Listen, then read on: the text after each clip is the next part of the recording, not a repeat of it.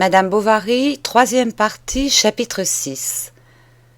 Dans les voyages qu'il faisait pour la voir, Léon souvent avait dîné chez le pharmacien et s'était cru contraint, par politesse, de l'inviter à son tour. « Volontiers !» avait répondu M. Homais. « Il faut d'ailleurs que je me retrempe un peu, car je m'encroûte ici. Nous irons au spectacle, au restaurant, nous ferons des folies. »« Oh, bon ami !» murmura tendrement Madame Homais, effrayée des périls vagues qui se disposaient à courir. « Eh bien quoi ? Tu trouves que je ne me ruine pas assez ma santé à vivre parmi les émanations continuelles de la pharmacie ? Voilà du reste le caractère des femmes. Elles sont jalouses de la science, puis s'opposent à ce que l'on prenne les plus légitimes distractions. N'importe, comptez sur moi. Un de ces jours, je tombe à Rouen et nous ferons sauter ensemble les Monaco. » L'apothicaire autrefois se fut bien gardé d'une telle expression. Mais il donnait maintenant dans un genre folâtre et parisien qu'il trouvait du meilleur goût. Et comme Madame Bovary, sa voisine, il interrogeait le clerc curieusement sur les mœurs de la capitale, même il parlait argot, afin d'éblouir les bourgeois, disant « Turne, bazar, chicard, chicandard, Breda Street, et je me la casse pour je m'en vais. » Donc, un jeudi, Emma fut surprise de rencontrer dans la cuisine du Lion d'Or Monsieur Homais en costume de voyage, c'est-à-dire couvert d'un vieux manteau qu'on ne lui connaissait pas, tandis qu'il portait d'une main une valise et de l'autre la chancelière de son établissement. Il n'avait confié son projet à personne dans la crainte d'inquiéter le public par son absence. L'idée de revoir les lieux où s'était passée sa jeunesse l'exaltait sans doute. Car tout le long du chemin, il n'arrêta pas de discourir. Puis, à peine arrivé, il sauta vivement de la voiture pour se mettre en quête de Léon. Et le clerc eut beau se débattre, M. Homais l'entraîna vers le grand café de Normandie, où il entra majestueusement, sans retirer son chapeau, estimant fort provincial de se découvrir dans un endroit public. Emma attendit Léon 3/4 d'heure. Enfin, elle courut à son étude et, perdue dans toutes sortes de conjectures, l'accusant d'indifférence et se reprochant à elle-même sa faiblesse, elle passa l'après-midi le front collé contre les carreaux. Ils étaient encore à 2 heures, attablés l'un devant l'autre. La grande salle se vidait. Le tuyau du poêle, en forme de palmier, arrondissait au plafond blanc sa gerbe dorée, et près d'eux, derrière le vitrage, en plein soleil, un petit jet d'eau gargouillait dans un bassin de marbre, où, parmi du cresson et des asperges, 3 homards engourdis s'allongeaient jusqu'à des cailles, toutes couchées en pile sur le flanc. Homais se délectait.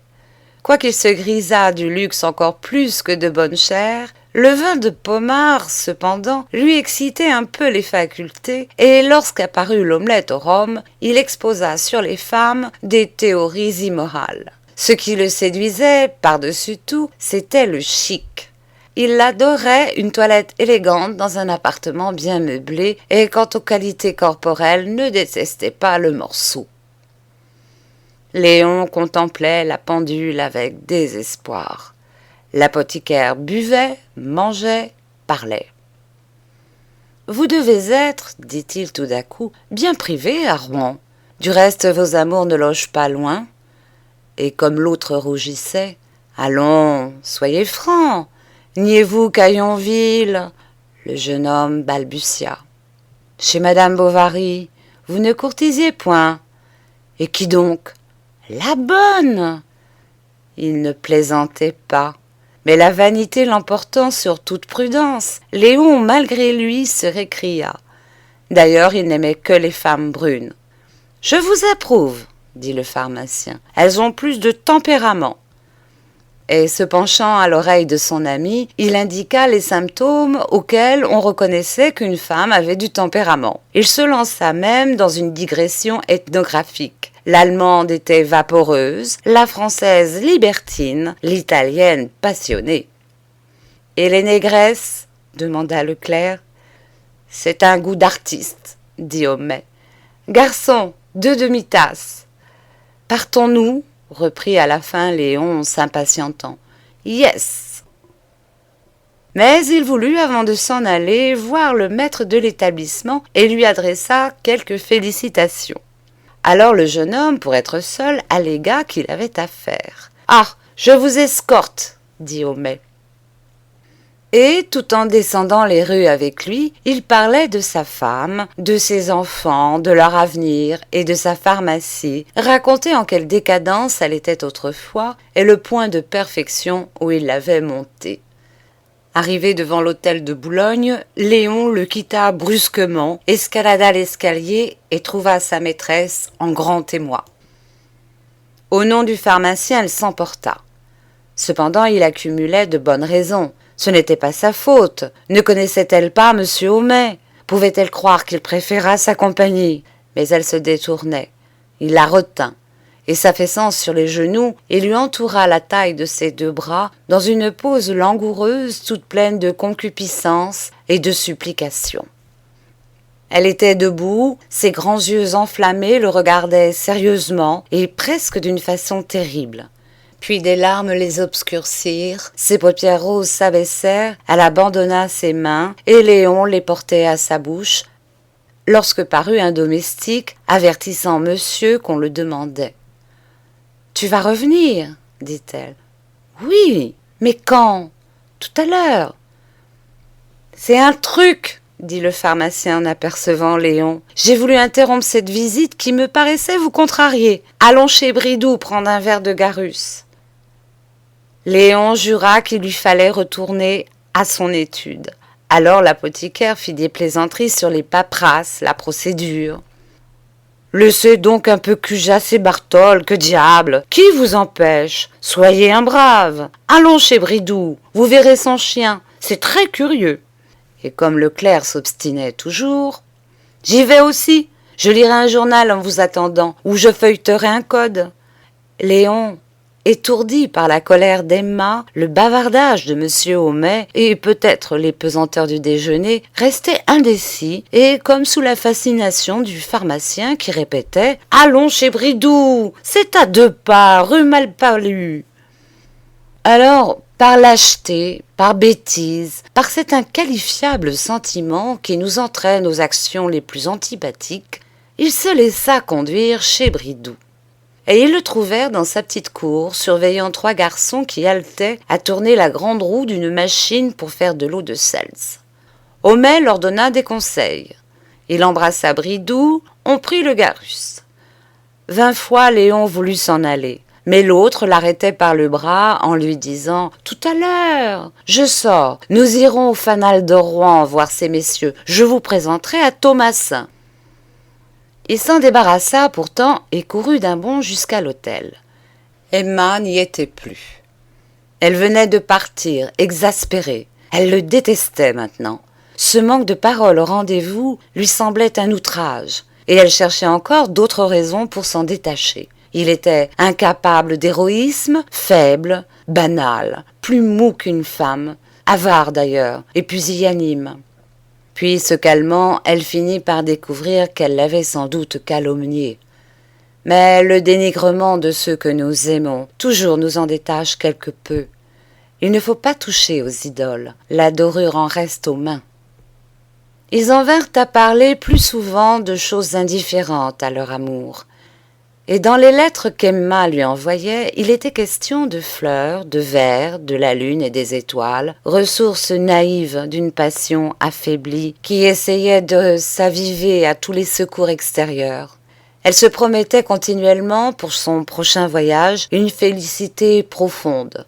Puis elle s'avouait ne rien sentir d'extraordinaire. Cette déception s'effaçait vite sous un espoir nouveau, et Emma revenait à lui plus enflammée, plus avide. Elle se déshabillait brutalement, arrachant le lacet mince de son corset qui sifflait autour de ses hanches comme une couleuvre qui glisse. Elle allait sur la pointe de ses pieds nus regarder encore une fois si la porte était fermée, puis elle faisait d'un seul geste tomber ensemble tous ses vêtements. Et pâle, sans parler, sérieuse, elle s'abattait contre sa poitrine avec un long frisson. Cependant, il y avait sur ce front couvert de gouttes froides, sur ses lèvres balbutiantes, dans ses prunelles égarées, dans l'étreinte de ses bras, quelque chose d'extrême, de vague et de lugubre, qui semblait à Léon se glisser entre eux, subtilement, comme pour les séparer. Il n'osait lui faire des questions, mais la discernant si expérimentée, elle avait dû passer, se disait-il, par toutes les épreuves de la souffrance et du plaisir. Ce qui le charmait autrefois l'effrayait un peu maintenant. D'ailleurs, il se révoltait contre l'absorption chaque jour plus grande de sa personnalité. Il en voulait à Emma de cette victoire permanente. Il s'efforçait même à ne pas la chérir. Puis au craquement de ses bottines, il se sentait lâche, comme les ivrognes à la vue des liqueurs fortes. Elle ne manquait point, il est vrai, de lui prodiguer toutes sortes d'attentions, depuis les recherches de table jusqu'aux coquetteries du costume et aux langueurs du regard. Elle apportait d'Yonville des roses dans son sein qu'elle lui jetait à la figure, montrait des inquiétudes pour sa santé, lui donnait des conseils sur sa conduite. Et afin de le retenir davantage, espérant que le ciel peut-être s'en mêlerait, elle lui passa autour du cou une médaille de la Vierge. Elle s'informait comme une mère vertueuse de ses camarades. Elle lui disait « Ne les vois pas, ne sors pas, ne pense qu'à nous, aime-moi ». Elle aurait voulu pouvoir surveiller sa vie, et l'idée lui vint de le faire suivre dans les rues.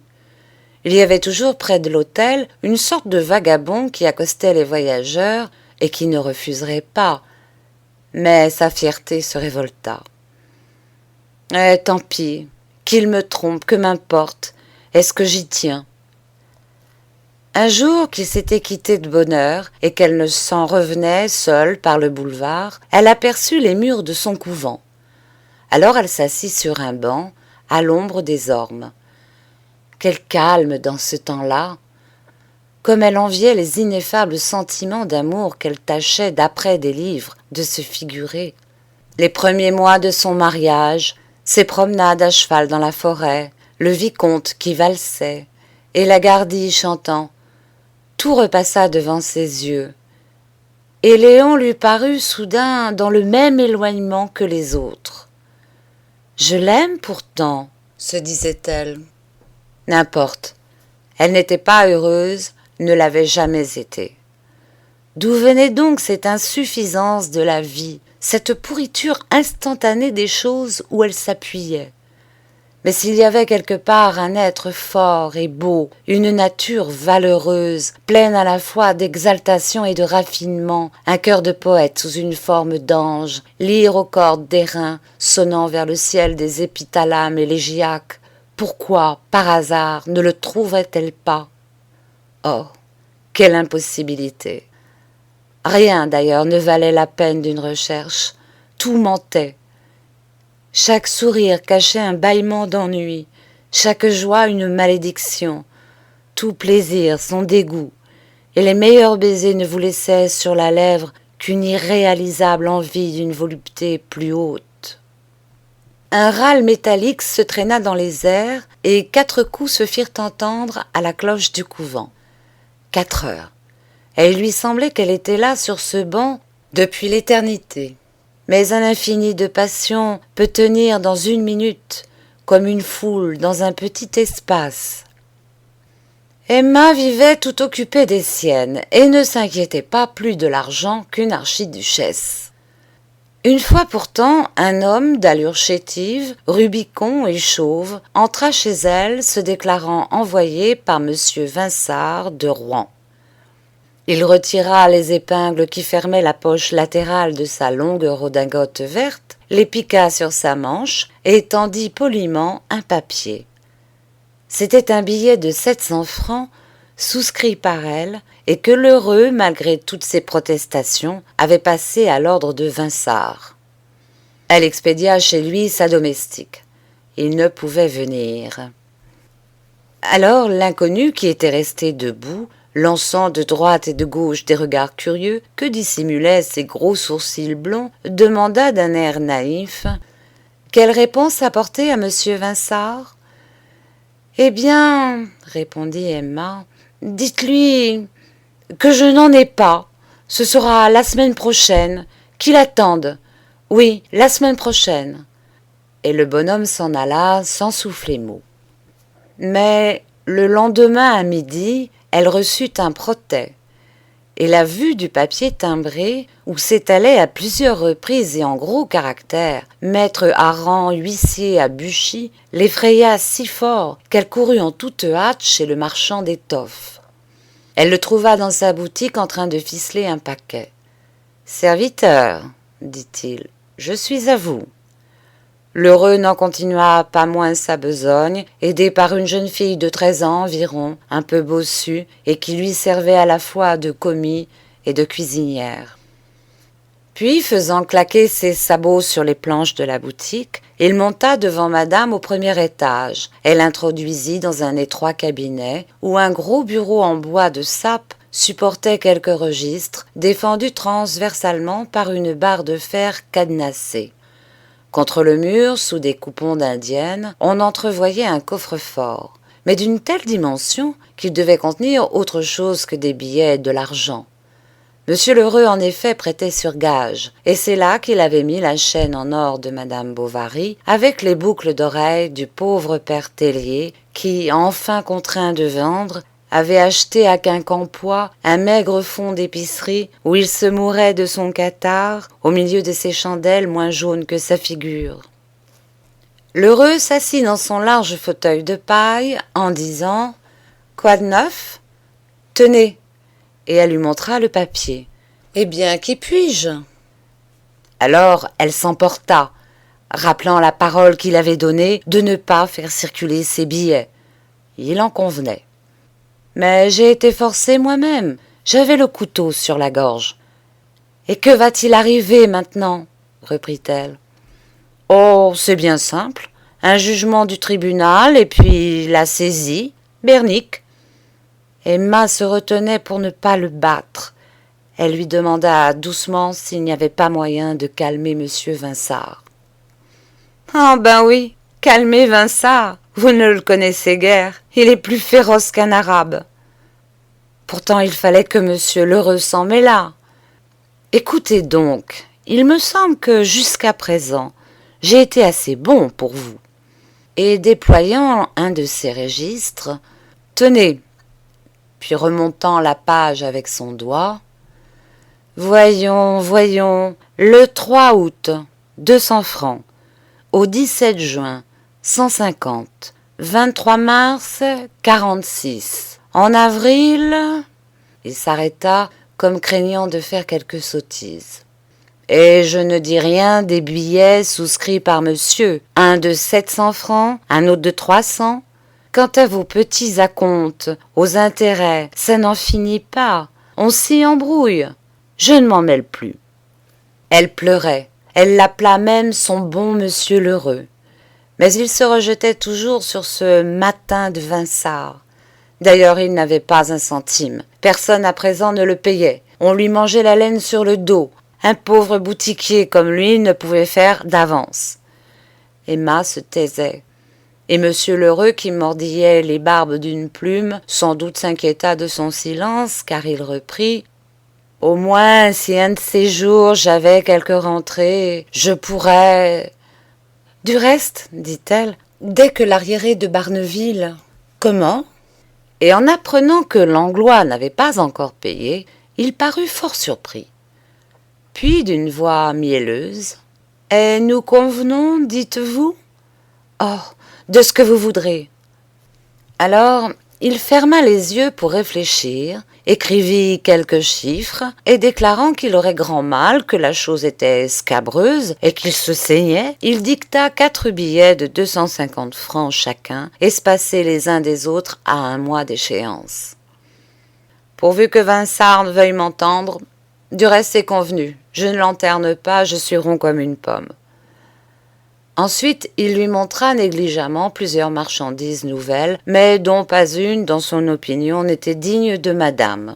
« Quand je pense que voilà une robe à 7 sous le mètre et certifiée bon teint. Ils gobent cela pourtant. On ne leur compte pas ce qui en est, vous pensez bien, voulant par cet aveu de coquinerie envers les autres la convaincre tout à fait de sa probité. » Puis il la rappela pour lui montrer 3 aunes de guipure qu'il avait trouvées dernièrement dans une vendue. Est-ce beau? Disait l'heureux. On s'en sert beaucoup maintenant. Comme tête de fauteuil, c'est le genre. Et plus prompt qu'un escamoteur, il enveloppa la guipure de papier bleu et la mit dans les mains d'Emma. Au moins que je sache. Ah, plus tard, reprit-il en lui tournant les talons. Dès le soir, elle pressa Bovary d'écrire à sa mère pour qu'elle leur envoyât bien vite tout l'arriéré de l'héritage. La belle-mère répondit n'avoir plus rien. La liquidation était close, et il leur restait, outre Barneville, 600 livres de rente qu'elle leur servirait exactement. Alors madame expédia des factures chez 2 ou 3 clients, et bientôt usa largement de ce moyen qui lui réussissait. Elle avait toujours soin d'ajouter en post-scriptum « N'en parlez pas à mon mari, vous savez comme il est fier, excusez-moi, votre servante ». Il y eut quelques réclamations, elle les intercepta. Pour se faire de l'argent, elle se mit à vendre ses vieux gants, ses vieux chapeaux, la vieille ferraille, et elle marchandait avec rapacité, son sang de paysanne la poussant au gain. Puis, dans ses voyages à la ville, elle brocanterait des babioles que M. Lheureux, à défaut d'autres, lui prendrait certainement. Elle s'acheta des plumes d'autruche, de la porcelaine chinoise et des bahuts. Elle empruntait à Félicité, à Madame Lefrançois, à l'hôtelière de la Croix-Rouge, à tout le monde, n'importe où. Avec l'argent qu'elle reçut enfin de Barneville, elle paya 2 billets. Les 1500 autres francs s'écoulèrent. Elle s'engagea de nouveau, et toujours ainsi. Parfois, il est vrai, elle tâchait de faire des calculs, mais elle découvrait des choses si exorbitantes qu'elle n'y pouvait croire.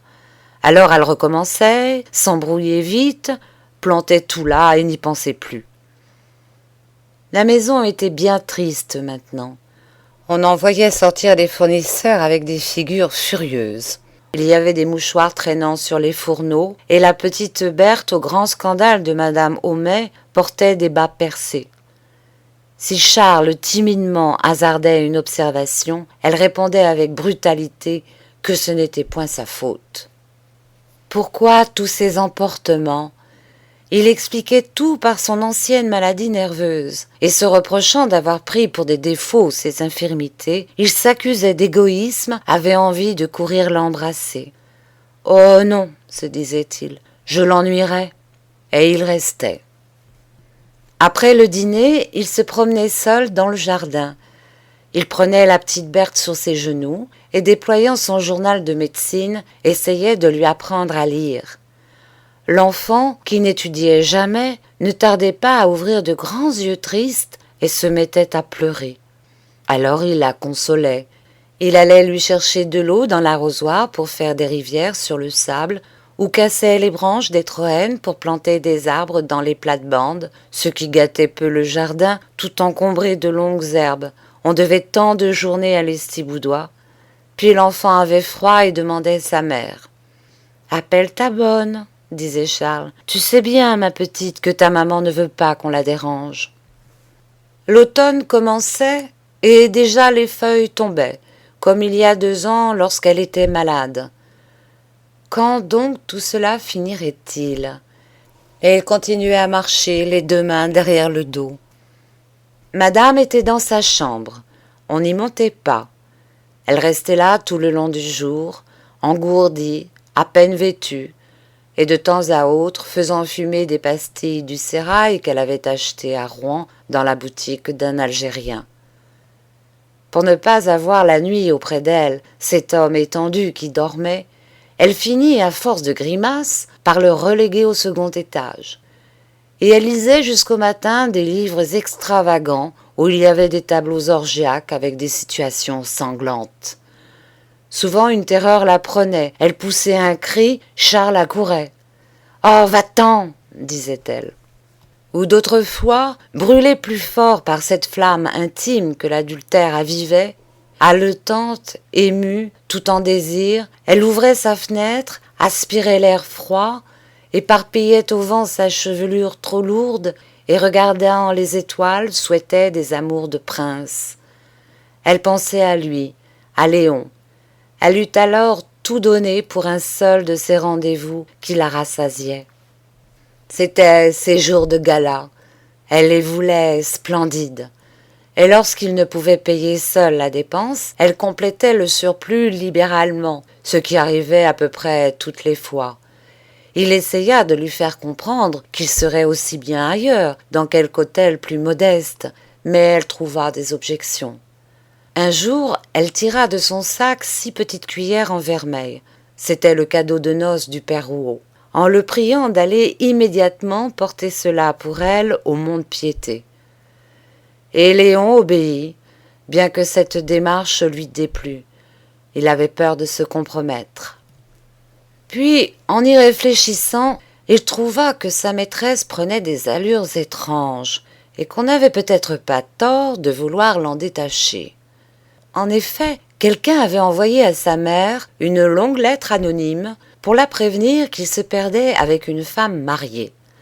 Et aussitôt la bonne dame, entrevoyant l'éternel épouvantail des familles, c'est-à-dire la vague créature pernicieuse, la sirène, le monstre qui habite fantastiquement les profondeurs de l'amour, écrivit à maître Duc Bocage, son patron, lequel fut parfait dans cette affaire.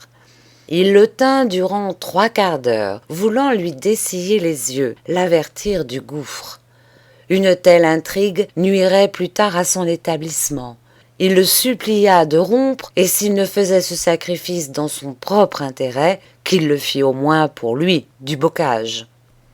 Léon enfin avait juré de ne plus revoir Emma, et il se reprochait de n'avoir pas tenu sa parole, considérant tout ce que cette femme pourrait encore lui attirer d'embarras et de discours, sans compter les plaisanteries de ses camarades qui se débitaient le matin autour du poêle.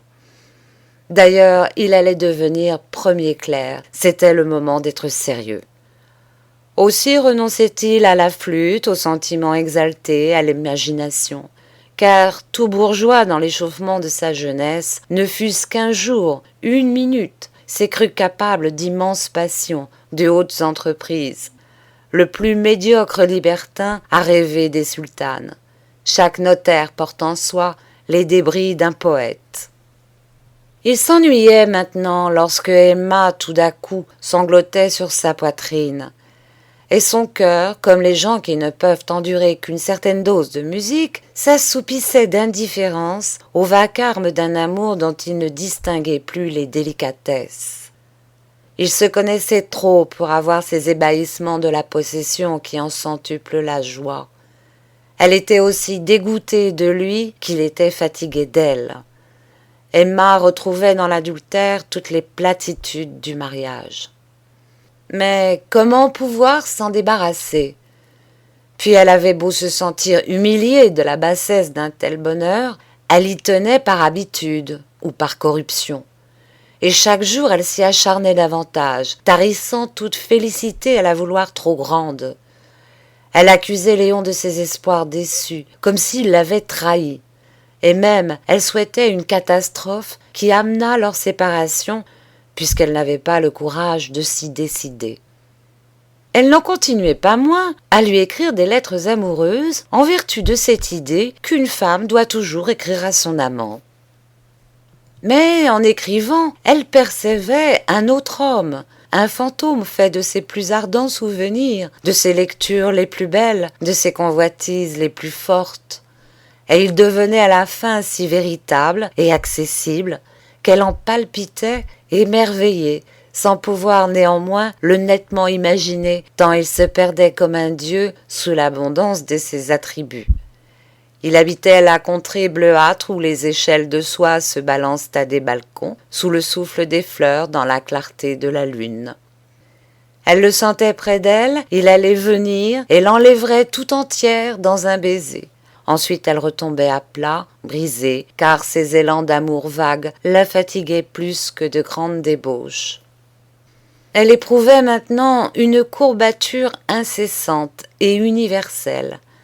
Souvent même Emma recevait des assignations, du papier timbré, qu'elle regardait à peine. Elle aurait voulu ne plus vivre ou continuellement dormir. Le jour de la mi-carême, elle ne rentra pas à Yonville. Elle alla le soir au bal masqué. Elle mit un pantalon de velours et des bas rouges avec une perruque à catogan et un lampion sur l'oreille. Elle sauta toute la nuit, au son furieux des trombones, on faisait cercle autour d'elle, et elle se trouva le matin sur le péristyle du théâtre, parmi 5 ou 6 masques, débardeuses et matelots, des camarades de Léon, qui parlaient d'aller souper. Les cafés d'alentour étaient pleins. Ils avisèrent sur le port un restaurant des plus médiocres, dont le maître leur ouvrit au 4e étage une petite chambre. Les hommes chuchotèrent dans un coin, sans doute se consultant sur la dépense. Il y avait un clerc, 2 carabins et un commis. Quelle société pour elles! Quant aux femmes, Emma s'aperçut vite, au timbre de leur voix, qu'elles devaient être presque toutes du dernier rang. Elle eut peur alors, recula sa chaise et baissa les yeux. Les autres se mirent à manger. Elle ne mangea pas. Elle avait le front en feu, des picotements aux paupières et un froid de glace à la peau. Elle sentait dans sa tête le plancher du bal rebondissant encore sous la pulsation rythmique des 1000 pieds qui dansaient. Puis l'odeur du punch avec la fumée des cigares l'étourdit. Elle s'évanouissait. On la porta devant la fenêtre. Le jour commençait à se lever et une grande tache de couleur pourpre s'élargissait dans le ciel pâle du côté de Sainte-Catherine. La rivière livide frissonnait au vent. Il n'y avait personne sur les ponts, les réverbères s'éteignaient. Elle se ranima cependant et vint à penser à Berthe qui dormait là-bas dans la chambre de sa bonne. Mais une charrette pleine de longs rubans de fer passa en jetant contre le mur des maisons une vibration métallique assourdissante. Elle s'esquiva brusquement, se débarrassa de son costume, dit à Léon qu'il lui fallait s'en retourner et enfin resta seule à l'hôtel de Boulogne. Tout et elle-même lui étaient insupportables. Elle aurait voulu, s'échappant comme un oiseau, aller se rajeunir quelque part, bien loin dans les espaces immaculés. Elle sortit, elle traversa le boulevard, la place Cauchoise et le faubourg, jusqu'à une rue découverte qui dominait des jardins. Elle marchait vite, le grand air la calmait. Et peu à peu les figures de la foule, les masques, les quadrilles, les lustres, le souper, ces femmes, tout disparaissait comme des brumes emportées.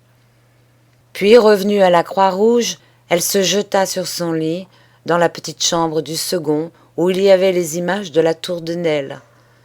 À 4 heures du soir, Hiver la réveilla. En rentrant chez elle, Félicité lui montra derrière la pendule un papier gris. Elle lut. En vertu de la grosse en forme exécutoire d'un jugement. Quel jugement? La veille, en effet, on avait apporté un autre papier qu'elle ne connaissait pas. Aussi fut-elle stupéfaite de ces mots. Commandement de par le roi, la loi et la justice, à Madame Bovary, alors sautant plusieurs lignes, elle aperçut, dans 24 heures pour tout délai. Quoi donc? Payer la somme totale de 8 000 francs. Et même il y avait plus bas, elle y sera contrainte par toute voie de droit, et notamment par la saisie exécutoire de ses meubles et effets. Que faire? C'était dans 24 heures, demain. L'heureux, pensa-t-elle, voulait sans doute l'effrayer encore, car elle devina du coup toutes ses manœuvres, le but de ses complaisances. Ce qui la rassurait, c'était l'exagération même de la somme. Cependant, à force d'acheter, de ne pas payer, d'emprunter, de souscrire des billets, puis de renouveler ces billets, qui s'enflaient à chaque échéance nouvelle, elle avait fini par préparer au sieur Lheureux un capital qui l'attendait impatiemment pour ses spéculations. Elle se présenta chez lui d'un air dégagé. « Vous savez ce qui m'arrive? C'est une plaisanterie, sans doute. »« Non. »« Comment cela ?» Il se détourna lentement et lui dit en se croisant les bras « Pensiez-vous, ma petite dame, que j'allais, jusqu'à la consommation des siècles, être votre fournisseur et banquier pour l'amour de Dieu? Il faut bien que je rentre dans mes déboursés. Soyons justes. » Elle se récria sur la dette. « Ah, tant pis, le tribunal l'a reconnu. Il y a jugement. On vous l'a signifié. D'ailleurs, ce n'est pas moi, c'est Vinsart. Est-ce que vous ne pourriez... Oh, rien du tout. Mais cependant, raisonnons. Et elle battit la campagne. Elle n'avait rien su, c'était une surprise. À qui la faute? Dit l'heureux en la saluant ironiquement. Tandis que je suis, moi, à bûcher comme un nègre, vous vous repassez du bon temps. Oh, pas de morale. Ça ne nuit jamais, répliqua-t-il. Elle fut lâche, elle le supplia, et même elle appuya sa jolie main blanche et longue sur les genoux du marchand. Laissez-moi donc, on dirait que vous voulez me séduire. Vous êtes un misérable, s'écria-t-elle. Oh oh, comme vous y allez, reprit-il en riant. Je ferai savoir qui vous êtes. Je dirai à mon mari.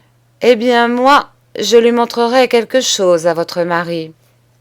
Et l'heureux tira de son coffre-fort le reçu de 1800 francs qu'elle lui avait donné lors de l'escompte Vinsart.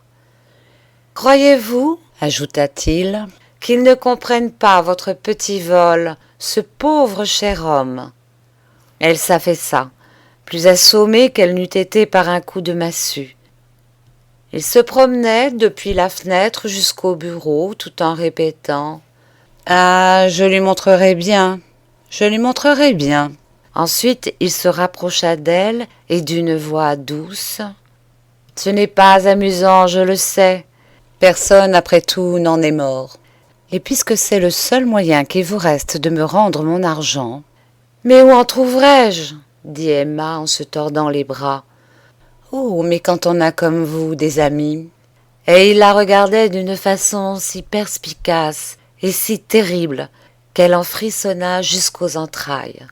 « Je vous promets, dit-elle, je signerai. J'en ai assez de vos signatures. Je vendrai encore. Allons donc, fit-il en haussant les épaules. Vous n'avez plus rien. Et il cria dans le Judas qui s'ouvrait sur la boutique. Annette, n'oublie pas les 3 coupons du numéro 14. La servante parut. Emma comprit et demanda ce qu'il faudrait d'argent pour arrêter les poursuites. Il est trop tard. Mais si je vous apportais plusieurs 1000 francs, le quart de la somme, le tiers, presque tout. Mais non, c'est inutile. Il la poussait doucement vers l'escalier.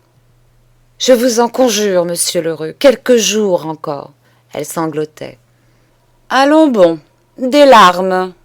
Vous me désespérez. »« Je m'en moque pas mal, dit-il en refermant la porte.